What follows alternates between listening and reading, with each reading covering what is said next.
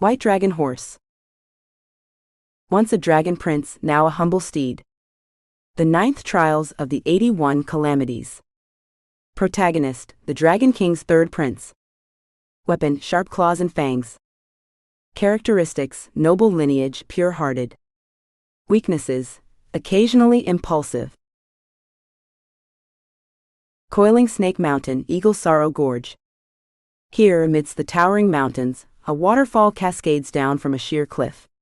The water plunges from a height of 1,000 fathoms into a large pool at the base of the cliff, then gradually flows along a mountain stream towards the distance.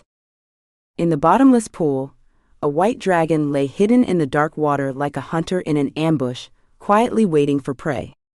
Whenever a large animal passed near Eagle Sorrow Gorge, the white dragon would spring from the water and drag it beneath the surface.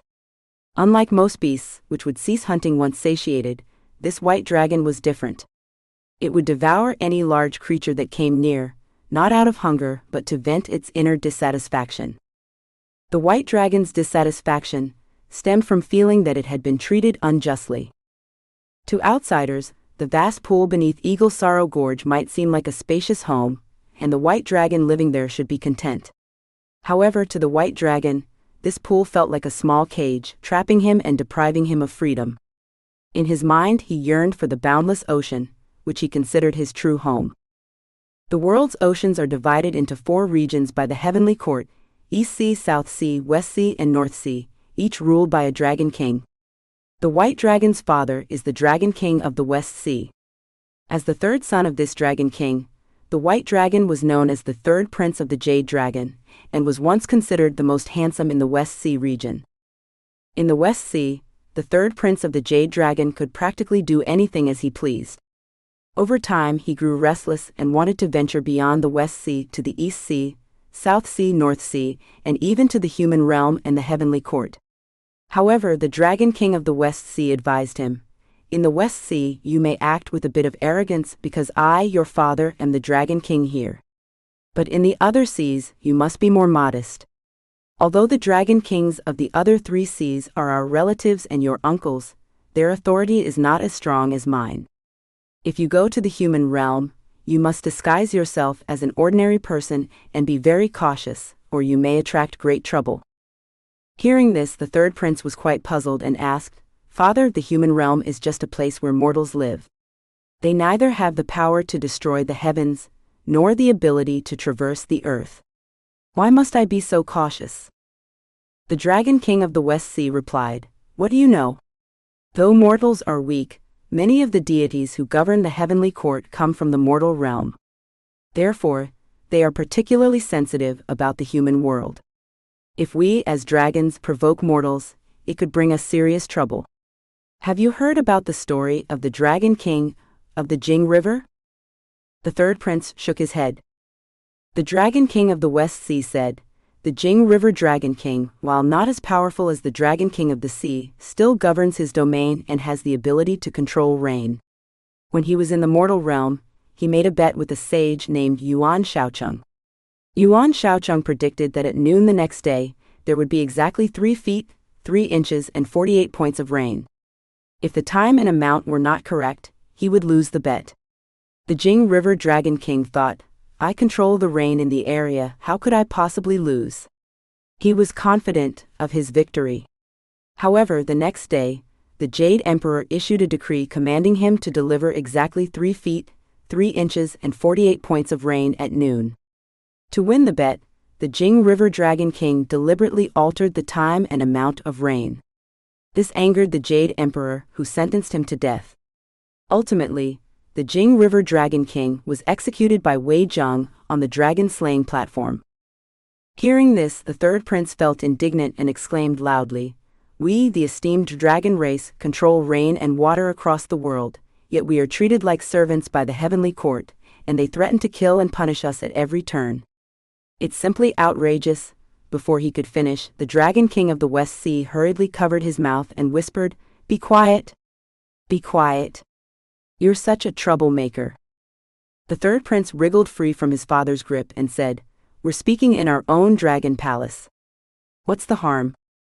The Dragon King quickly pulled the third prince out of the dragon palace and said, "Do you see that luminous pearl on top of the palace?"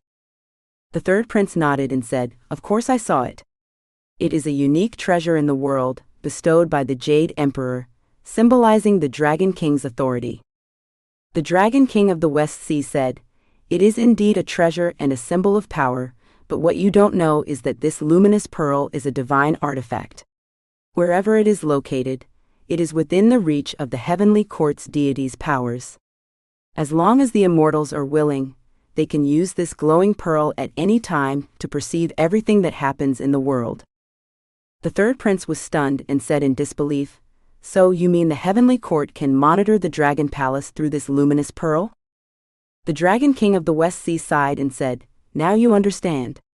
Our dragon race is born with the power to ride the clouds and control the rain, far surpassing mortals. It is precisely because of this that the heavenly court is always wary of us. That's why each of the 4 sea dragon kings is given a luminous pearl.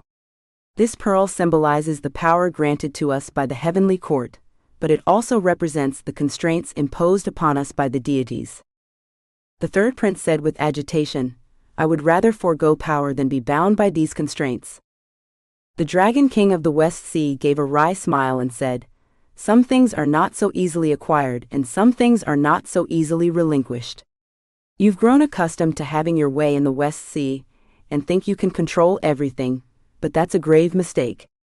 Not just you, even I, once I leave the West Sea and enter the heavenly court, am merely a pawn in someone else's game. Be careful with your actions." With that, the Dragon King lowered his head and walked back into the Grand Dragon Palace. The third prince gazed at the Dragon Palace, the place where he had grown up and called home. But now he no longer wished to return. The third prince became a captive. That day the third prince roamed the Western Sea for a long time, stirring up countless waves until he was utterly exhausted. Reluctantly he returned to the Dragon Palace. Despite his reluctance, where else could he go but home? As he stepped through the gates and looked up, he once again saw the luminous pearl. Its brilliance illuminated every corner of the palace. Once this light had filled the third prince with warmth and a deep sense of security, but now it pressed down on him with an inescapable oppressive weight. The third prince paced restlessly within the Dragon Palace for a long time, his anger growing more intense with each passing moment. Eventually his fury reached a boiling point, and he lost control. With a sudden leap, he opened his mouth and unleashed a torrent of flames, aiming straight at the luminous pearl. Before long, a large battalion of heavenly soldiers stormed into the Western Sea, their presence overwhelming as they forced their way into the Dragon Palace. The Dragon King of the Western Sea, unaware of what had transpired, quickly came out to greet them. "Heavenly envoys, your arrival is unexpected," he said with a hurried bow. "May I ask what brings you here?" The leading general sneered, "Dragon King of the Western Sea, you are audacious indeed, daring to destroy the night luminescent pearl bestowed by the Jade Emperor." The Dragon King of the Western Sea looked up, and saw that the night luminescent pearl atop the palace indeed bore the marks of dragon fire, its once radiant light now dimmed. He was instantly struck with fear and shock, exclaiming, "How could this have happened?" The heavenly general declared, "You have committed a grave offense. Come with me." At that moment, the third prince finally realized the magnitude of his mistake. Overwhelmed with regret and fear, he watched helplessly as the heavenly general prepared to take his father away. Despite his terror, he stepped forward and said, "This has nothing to do with my father. I am the one responsible." The heavenly general laughed and said, "Good, good, good. As long as someone admits guilt, our job is done." With that, he threw the iron chain around the third prince's neck, and without any further ado dragged him back to the heavenly court. Upon arriving at the heavenly court, the third prince was tightly bound and brought before the Jade Emperor and the Queen Mother of the West, also known as Shi Wangmu, the deity in charge of heavenly punishments, known for her strictness. She asked the third prince, "Did you destroy the night pearl?" The third prince nodded in acknowledgement. The Queen Mother declared, "The night pearl is a treasure bestowed upon the Dragon Palace by the heavenly court. By destroying it, you have committed a grievous crime deserving of death. Guards, take the third prince to the dragon execution platform, administer 300 lashes and execute him tomorrow. The West Sea Dragon King, having followed closely after his son's capture, rushed into the Lingxiao Hall to plead for his son's life. He bowed deeply and said, "Your Majesty, I beg you to show mercy. This is my son's first offense. I implore you to be lenient and grant him another chance." The Queen Mother of the West sneered and said, "The night pearl was a precious gift from the heavenly court, yet you failed to value it and allowed your son to set it ablaze. Do you not take the heavenly court seriously?" The Dragon King quickly bowed and said, "I, the Dragon King, dare not defy you. Although I was unaware of my son's actions, the negligence in overseeing him is indeed my fault. Please punish me instead of my son." The Queen Mother sternly replied, "Yes, you shall be punished, but that will be a matter for later. The immediate priority is to punish the primary culprit, to set an example for others. Since burning the night pearl was not your intention, it is clear that the third prince acted against your will.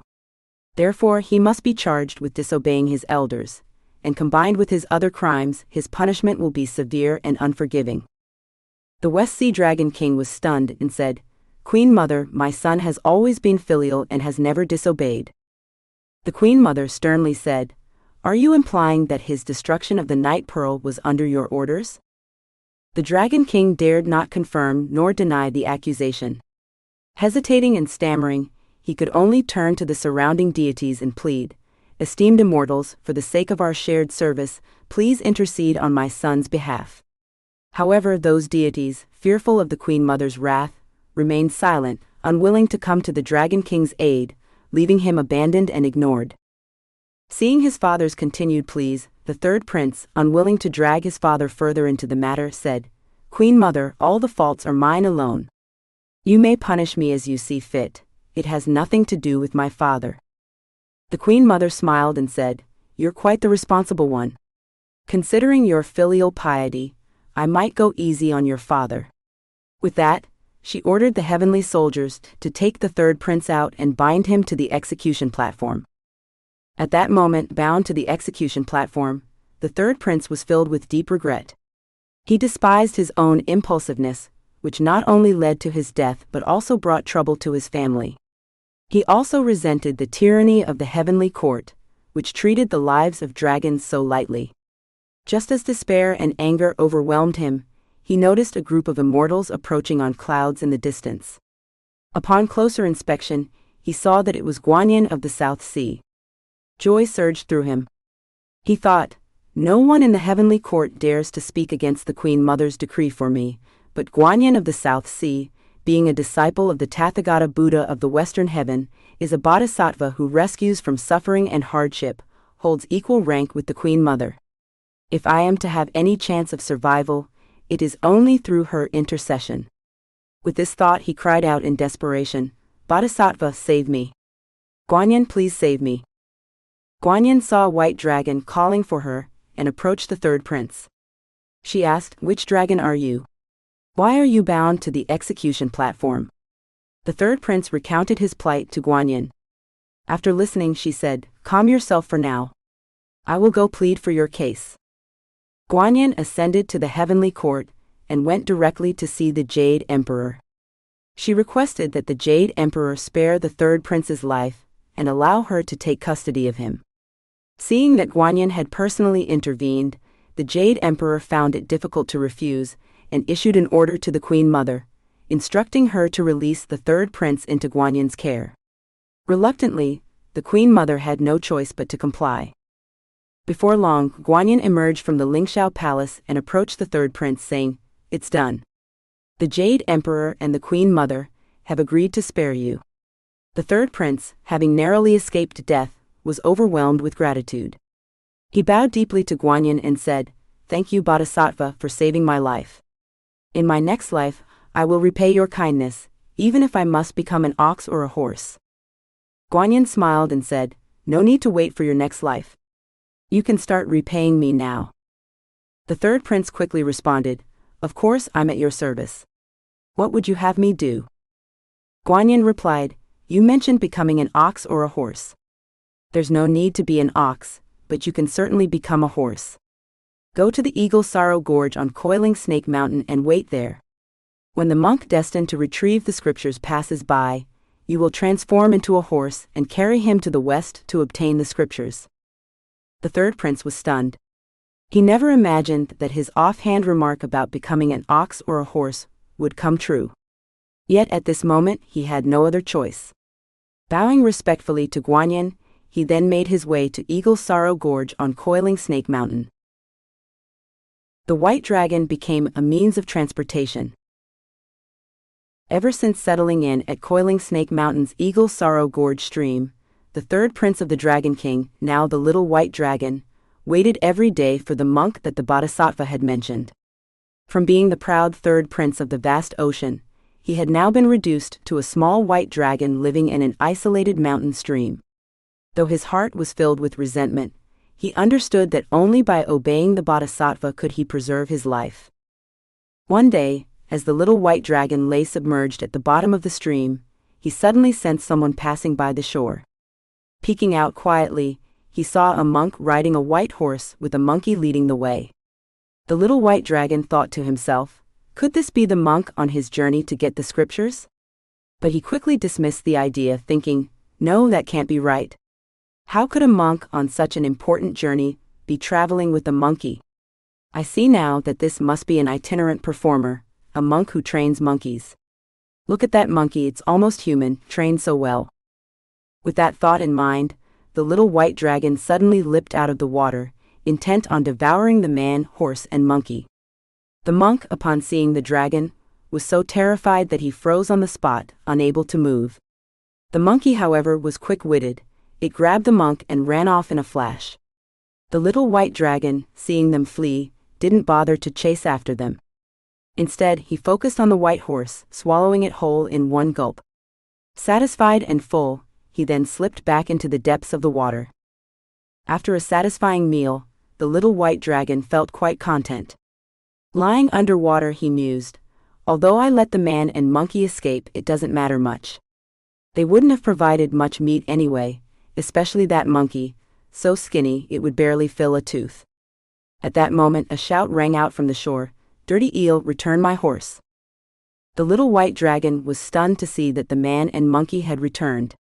He was even more surprised to hear the monkey speak and curse him. Enraged at being called a mud eel, the dragon leaped out of the water and charged at the monkey.